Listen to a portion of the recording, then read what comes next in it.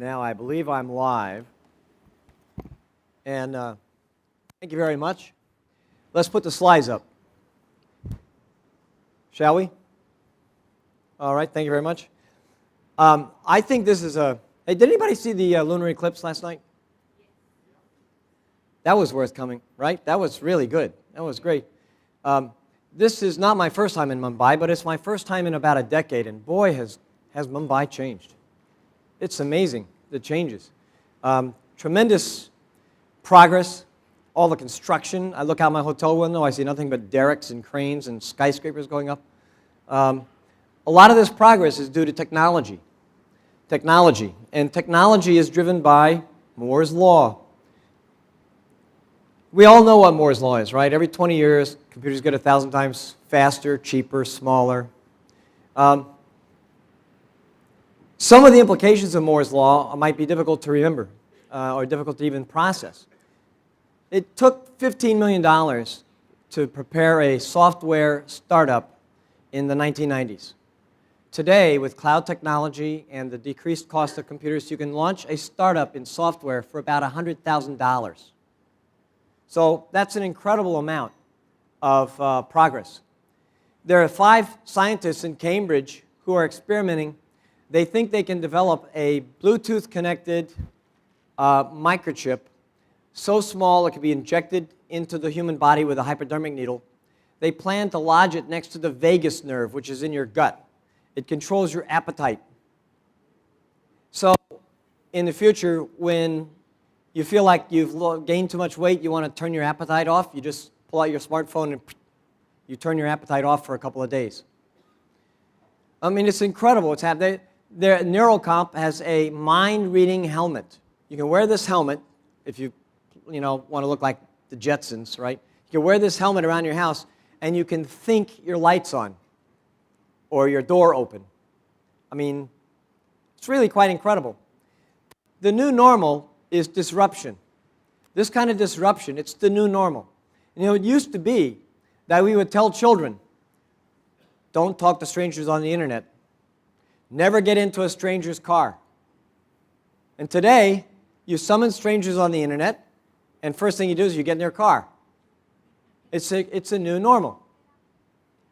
Anybody know what Coca-Cola and JP Morgan have in common?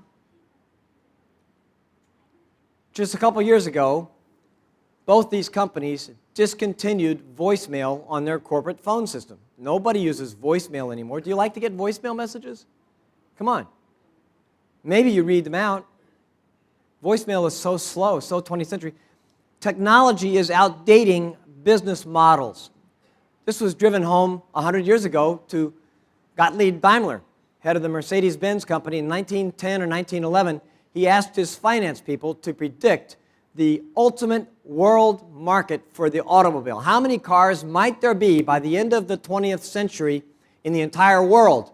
And the finance people thought about this for 6-8 months. They did lots of studies. They researched, and they predicted that by the end of the 20th century here at Daimler, there might be as many as 1 million cars out there.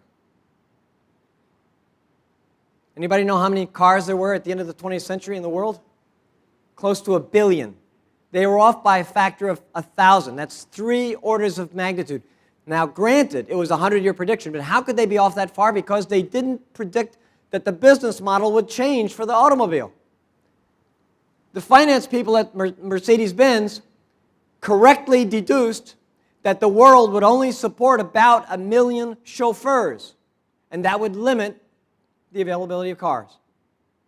They just didn't see the business model changing. Technology is now changing your business model. It is changing the dimension of competition. I want you to think of it this way. There are 2 things that you have to do to be able to compete. You have to be able to have a customer, and you have to be able to satisfy one of that customer's needs. If I can satisfy a customer's need, I can build a business. So I'm going to put these 2 things on a chart with, customers reached across horizontal and how many needs you address up the vertical. Traditional business competition has always been in the horizontal direction. I have a business that meets some particular need, and I want to find as many customers as I can but want to have that need met. But with computer technology, I can now focus on one customer at a time. I can track that customer with interactivity and database. Okay? I can even mass customize products for that customer. So I want to meet as many of that customer's needs as possible. The width of this bar is my market share. The height of that bar, that's my share of customer. Both these kinds of competition can exist simultaneously, but they are a little bit in conflict because they proceed against two different objectives. If you're a product-centric competitor, you're trying to maximize the value created by each product.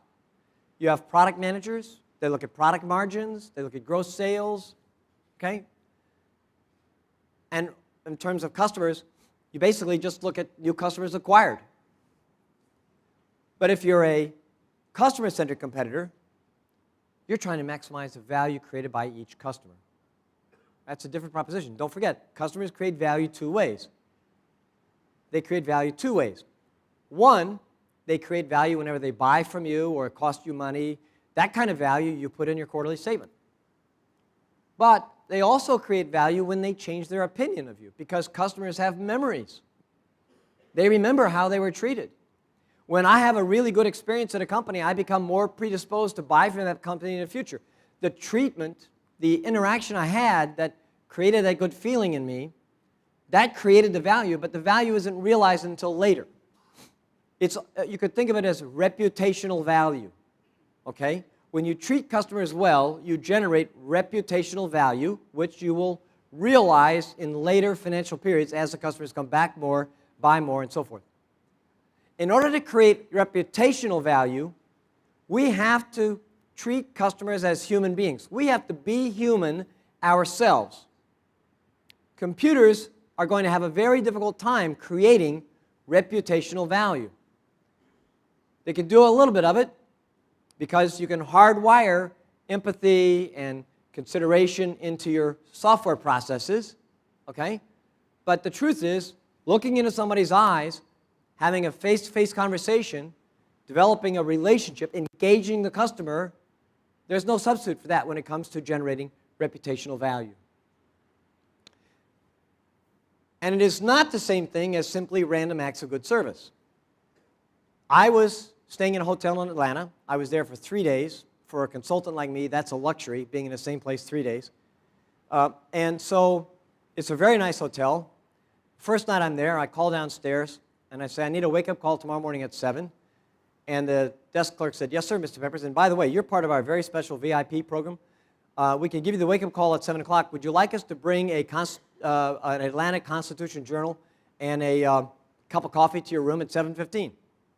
I said, wow, that sounds great, but I don't drink coffee. Could you bring me a Diet Coke? Yes, sir, no problem. And do you have a Wall Street Journal? Yes, sir. Okay, Wall Street Journal, Diet Coke, no problem. So I got my call, my wake-up call, 7:15, knock on the door, Wall Street Journal, Diet Coke. Wow, terrific. Next night, I call downstairs for my wake-up call. I need a wake-up call at 7:30, please. Yes, sir, Mr. Peppers. And by the way, you're part of our very special VIP guest program. Would you like a cup of coffee and an Atlanta Journal-Constitution tomorrow morning? Just 15 minutes after the call. And the third night I called down, the same thing.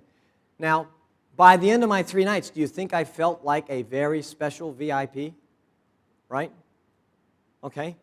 These are random acts of good service, but what they illustrate is that if you're a product-centric competitor and you're not tracking individual customer transactions and you're not trying to remember what the customer told you last time, if you're not customer-centric at all, then even the best acts designed to create great value, like this was a great program, they can actually backfire because you don't look human. I remember you, why don't you remember me? Right? You must just be a machine. You're a bureaucratic process. That's it. You're just a process rule. Contrast this with a stay I had at the Ritz-Carlton in Atlanta. Now, I don't know about you, but when I'm on the road, I eat a lot of room service while I'm working on my laptop and stuff, and I like pizza. And I like red pepper flakes on my pizza. You know, the red chili pepper flakes? But a lot of hotels, when they send you the pizza, they don't have the red pepper flakes, and you have to ask for it special. So I always remember to do that. And I carry extra red pepper flakes with me in my backpack just in case. You know, airlines and things like that. So I'm at the Ritz-Carlton, and I'm getting hungry. I'm working on my laptop. I called downstairs. I asked for a room service pizza, and then I went back to my laptop and working. Half hour later, knock on the door comes, and I thought, oh, damn, I forgot to ask for the red pepper flakes. The waiter brings the pizza in, and he uncovers the pizza on the table, then he pulls, and out from under the table, he pulls a little dish of red pepper flakes, takes the foil off, puts it right there. And I say, wow, great, you guys serve it with red pepper flakes. Wow, do you serve all the pizzas with red pepper flakes? And the waiter got confused. He said, oh, excuse, no, sir, but my records show that you like it. You like red pepper flakes, don't you? I forgot that I'd stayed at a Ritz-Carlton in Laguna Niguel, okay, Laguna Beach, back about a year ago, and I'd asked for red pepper flakes, and they put it in my database, my record, okay?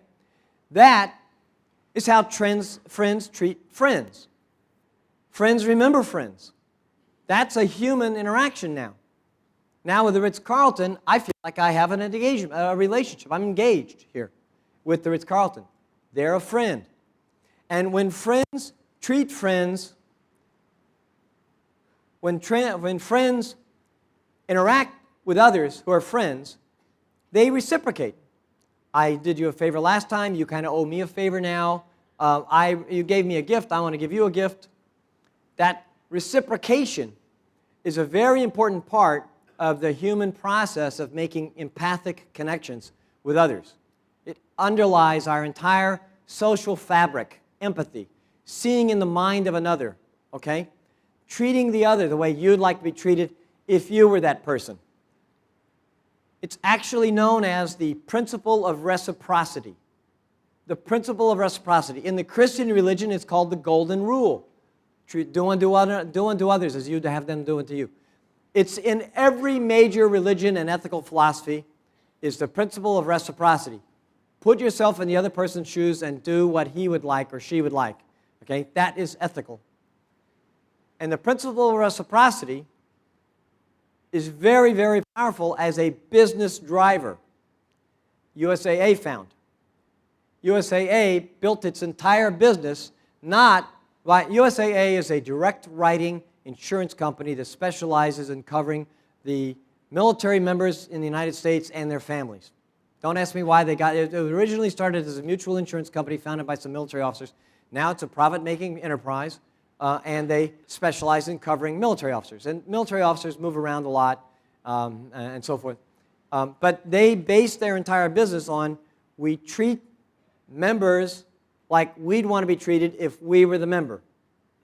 You can't get fired at USAA for treating somebody the way you'd want to be treated if you... I was a USAA customer when I was a second lieutenant in the Air Force. I'm still a USAA customer. When I was a second lieutenant, or a first lieutenant, I bought my first house in Dayton, Ohio. I paid $30,000 for this. That's how old I am. $30,000 I paid for this house. So I called USAA up and I said, I need a home insurance policy for $30,000. And the contact center agent said, no, sir, Lieutenant Peppers, you don't need a $30,000 policy. You're buying a house in Dayton, Ohio. That's a city property. But, you know, the lot itself is probably worth $8,000 to $10,000. Why don't you send us the appraisal? We'll sell you the right amount of insurance. Now, if they had just sold me a $30,000 policy, as if the structure were worth $30,000, I would have been none the wiser, and they would have been richer. But they didn't do that, because that's not how I'd want to be treated if I was buying the house. So the agent did it the right way. And so USAA has created a whole coterie of customer advocates, customers who think USAA is on their side. USAA always delivers value to me. They always want to act in my interest. When USAA says something, I pay attention because they only point it out to me if they think it's in my interest. They may be wrong, but they think they're going to help me, and that's why they're going to tell me this. They don't talk to me just to sell stuff. They practice the principle of reciprocity. And there's no such thing as one-way reciprocity. I put this picture of these military guys up. That's General Schwarzkopf, I think. The first Persian Gulf War fought in 1991. America sent thousands of troops over to Iraq and Kuwait. Remember, Kuwait had been invaded, and they wrested control away from Iraq again and returned Kuwait to sovereignty. and then they returned home. So there were thousands of USAA members who had left the country for about 8 to 10 months and then were coming home. And when they came home, USAA voluntarily issued refunds at a cost of over $10 million. They voluntarily issued refunds to the returning members for the time they'd spent abroad. You were abroad for 8 months, you didn't drive your car, here's a refund for your auto policies. More than 2,500 of their members sent the refunds back to USAA. Why? Because, no, my sister was driving my car, I'm glad it was insured, thank you. Or my mother was driving it. Some of them even sent notes, I don't want this refund right now, just be sure you're there when I really need you. Now, under what conditions would your customers send money back to you? The only conditions under which that happens is when your customers are truly advocates for you. They're advocates for you. Companies can now concentrate on cultivating these kinds of advocates. Advocate is a raving fan, a customer who will talk about you with their friends because they're doing their friends a favor by pointing you out to them. Okay? Advocates want you to succeed because if you succeed, they succeed. Let me give you an example. Smart Technologies. They make smart boards for classrooms mostly. They have a lot of teachers as customers, teachers and school administrators. And Smart Technologies has a specific customer advocate program because they're in the business of trying to improve education for everybody, as are teachers. And they have some very, very loyal teachers. In fact, some of their customers are so loyal that they man the trade show booth that Smart Technologies uses at trade shows. Teachers who don't work for Smart Technologies man their trade show booth. 80% of Smart Technologies blog posts are written by teachers who don't work for the company. In fact, one year, Smart Technologies had a hackathon, and they flew some of their most advocate customers in to participate in a round of brainstorming for new features for the smart boards. Then when they implemented 3 or 4 of those features, they issued patents, and they put the name of the teacher on the patent as a reward. They bought the patent rights back for $1, but the teachers have the patent, right? It's incredible. And teachers love it.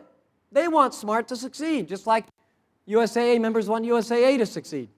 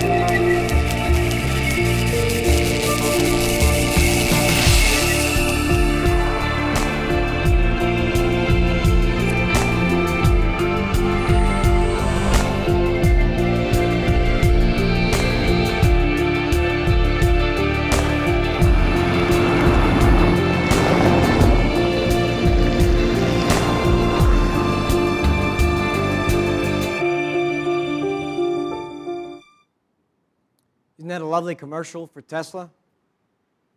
How much do you think that commercial cost Tesla? By the way, the average price for a 30-second television commercial in the United States runs to $350,000. So how much do you think Tesla paid for that commercial? It was shot by director Sam O'Hare, Parachute Productions. They paid $0. Sam is a Tesla customer advocate. He loves Tesla. He wants Tesla to succeed. He used Tesla as the subject of a commercial partly to popularize the fact that Parachute Productions could do CGI, computer-generated imagery. The entire commercial was shot with CGI technology. It wasn't really, there was no real car in the commercial, right? It was all CGI. But Sam wants Tesla to succeed. He feels simpatico with Elon Musk. In fact, what he said was, I really admire how Elon Musk wants to change the world for the better and how he took on the enormous task of developing an amazing electric vehicle only to share the patents and encourage others to follow his lead. Elon Musk is someone you can believe in, like Steve Jobs, okay? Or maybe Jeff Bezos, somebody who lives for a purpose, to make the world a better place, to do something more. So people get involved with that. They become customer advocates. And they contribute. They contribute. Customer advocacy is even more prevalent in India, by the way. A BCG study you may have read about a couple of years ago, 2014, they looked at 13,000 consumers across 16 business categories. They found that Indians are 2 to 3 times more likely to recommend their favorite brands in finance, automobiles, mobile technology to their friends, as are consumers in the UK or the US or France or Germany or Spain. Because it's such a social culture. Customer advocacy could be a very, very powerful competitive tool for Indian companies operating in India. But how much are customer advocates really worth in financial terms? Well, the Harvard Business Review quoted a study by 2 professors. The study looked at the spending value, CSV, consumer spending value, and the referral value, CSR, CRV, for a telecom company and for a financial services company. And this is a bar chart for the telecom company. This is a decile analysis of the amount of value represented in terms of spending and customer references. What's interesting is over here on the far left, that's the most valuable spenders. But they're different people from the most valuable referrers. The most valuable customer advocates aren't always your highest spenders. Why is that? What makes for a really valuable customer reference in your customer base? Is it how much that person or that company spent with your business? No, it's what is their reputation and expertise among their peers. Do their peers rely on them for their opinion about mobile technology or financial services or whatever? Okay? So there's a lesson here. The lesson is design your value proposition to please the most knowledgeable customers. Those are going to be your referrers, your advocates. They're the ones who create reputational value for you. They're the ones that other customers pay attention to. They're the ones who develop a sense of community with you. They're your advocates. And what motivates customer advocates to follow you anyway? What really motivates them? Well, obviously, it's the fact that they think that your business is helping them live their life better, a more effective life, more efficient. But also, there are a lot of emotional benefits. As Mark Organ said in The Messenger is the Message, it's more psychology than economics, really. Think about your social relationship with a friend. Let's say, a really good friend of yours knows that you work for a company. He'd like to get a job there, so he asks you for an introduction to your boss or maybe somebody else. And you would agree, right? But then suppose your friend said, and by the way, if they give me the job, I'll give you $1,000. Doesn't that kind of change see, does that sound out of tune to you, right? Because that's not how friends treat friends. That's how businesses treat customers. That's a commercial action. Social connections are human. If you want to be socially connected with your customers, if you want customer advocates as opposed to just high spenders, you have to make a human connection. And you can't pay them for it. If I offer to pay my customer advocate for producing references, I'm going to insult him. What, do you think I would do this for money? You think that's why I'm doing this? Maybe you're not my friend. So, what are the emotional motivations? Well, I think they come in 4 categories.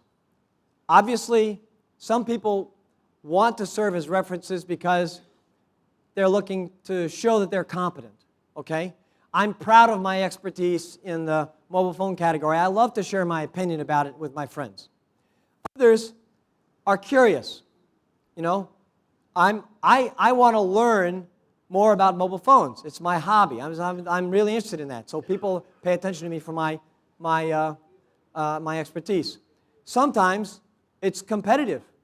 You know, I want to be the most valuable Microsoft expert in the area, right? And so I'm competing. And others do it for a sense of community, okay? Smart technologies helped my school and me. I'm going to help others in their schools. Let me take each of these one at a time. Competence. This was driven home to Lego in 2004. In 2003, Lego lost 30% of its sales. In 2004, they lost another 10%. They were on the verge of bankruptcy. They needed to reinvent themselves. And so one of the research projects they launched was they went out and visited face-to-face with some of their most avid customers, 8 to 10-year-old boys using Legos. And in one little boy's bedroom, they asked the boy, by the way, what are you proudest of? And without hesitation, he went over to his shelf and he took out a pair of sneakers. They're old, run-down sneakers. He said, this is what I'm proudest of, this pair of sneakers. He said, look at the edge. I'm a skateboarder. The edge is scaled down like that. It's just perfect. And over here, the heel, see that? These are skateboarding sneakers. When I wear these, people know that I'm the best skateboarder in the school. The boy was proudest of competence. He wanted to be competent. He wanted to demonstrate his competence. So Lego reinvented its model again. Instead of focusing on large Lego sets and toy ripoffs, they instead reverted to smaller sets and robotics and things to build skills, things that kids could become accomplished in. That was very different. And how about curiosity? Well, there's a company called SAP. Maybe you've heard of them. SAP has about 50 customers, large computer CIOs and others, customers who they call super users. They're around the world. And these super users, they want to know what SAP is coming up with. They want to know what's the next thing on Hydra or something else. And so SAP brings them in for advice, advisory boards. It gives them sneak peeks at new products. They ask their opinion. They satisfy the curiosity of these companies. And in terms of competition, if you have advocates if you want to gamify your customer advocacy thing, start with leaderboards, okay? Have a leaderboard. How many, blog posts have you written? You get a gold medal, whatever. And community. As Simon Sinek said, deep down, people want to be emotionally supported by associating with other people who agree with them. Think about the community of Harley-Davidson drivers, okay? Or the community of Apple computer users, okay? People like to associate with others who belong to the same sort of set of beliefs. If you're an Apple user, you're a rebel, okay? You want to tear things down and build them up. You want to make a little, and if you're a Harley-Davidson driver, you're tough, take never mind from nobody. It's important to do this because it builds empathy. I want you to look at this gorilla face. And I'm going to show you a human face. See the difference? Gorilla, human. Gorilla, human. Human has whites in his eyes. Gorilla doesn't. The human has whites in his eyes. The gorilla has no whites in his eyes. Because white in your eye, in the medical term for that is sclera, S-C-L-E-R-A, sclera. Humans have sclera, a big sclera part of their eyes. It is an evolutionary disadvantage to have whites in the eyes because you can't hide from predators at night. You can't find prey at night. You'll be spotted. And gorillas, evolution has favored them with no sclera so they can see better to eat and avoid being eaten at night. Humans have big sclera. How did evolution decide, how did it come that we have big sclera? Didn't that make us vulnerable to prey? Wouldn't people with large whites in their eyes have vanished from the race over eons? The reason is because humans are social. Our culture, our religions, our civilization, our technologies, the tables here, everything we've manufactured and done, the fact that the planet is owned and managed by the human race is due to our social character more than our brains. The fact that we innovate by standing on the shoulders of others. We connect with others easily. And because we have big whites of our eyes, when I'm looking at somebody face to face, I can see where he or she's looking. I can tell if she's looking at me or looking at another friend. I can see when somebody's attention wanders. Face-to-face eye contact is really critical for social development. Psychologists have found that babies, as little as 1 month old, they look for eye contact with their mothers in much more important ways than baby monkeys or chimpanzees look for eye contact with theirs. Eye contact and face-to-face connection is a key part of the human connection. Key part. And it's being threatened by technology, frankly. One Chicago law firm, in fact, found that an increasing number of its new hires simply wanted to reach out on LinkedIn or social media. They want to sit at their desktops and manage their computers 24 hours a day instead of going out and visiting with clients. So they did a test, and what they found was that lawyers who went out and actually visited with clients face-to-face were 3 times as productive in terms of bringing in new business because they have friendships, because they had compatriots, they had colleagues, not just customers, they had friends. That's why humanity is so important in today's marketing, and we don't want technology to be able to squeeze the humanity out of the marketing.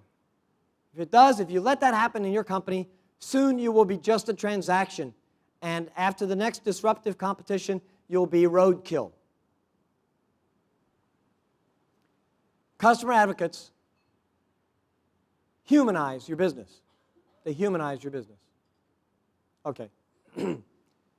So let me recap. You want to create customer advocates? I'll give you 4 points. First, don't forget the business model has changed. You don't have a choice. If you want to succeed over the next century and not just the next year, then you have to begin thinking about how to create customer advocates. Use the principle of reciprocity. When you give something to a customer, they're going to want to they'll feel obligated to give back. When you treat the customer like you want to be treated, they will treat you like they think they want to be treated. All right? That's friendship. Friendship develops reputational value. You can harvest that value. It's real economic value. It just doesn't happen this particular quarter. Reputational value is in the mind of your customers. The mind of your customers, the memory of a customer, that's the link between today's shareholder value, today's quarterly sales and tomorrow's shareholder value. And remember emotional motivation, okay? Competition, competence, curiosity, community.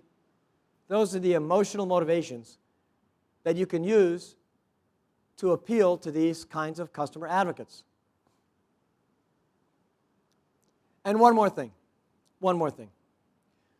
If you actually embrace these principles, if you embrace the principle of reciprocity, a key ethical tenet, as the basis for your business, treating the customer the way you would want to be treated if you were the customer, you will be a company with integrity.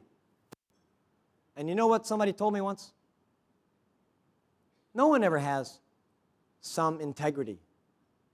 You either have integrity or you don't have integrity. If you have integrity with your customers, not only will they trust you, but employees are more likely to trust managers and vice versa. Your vendors, suppliers, stakeholders, lenders will all trust you. In other words, build your business on the principle of reciprocity, and not only will you have a more profitable business, you'll be a better place to work. You'll be a better company.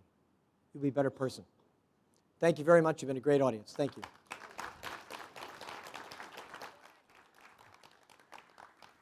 Don, I'd request you to kindly come back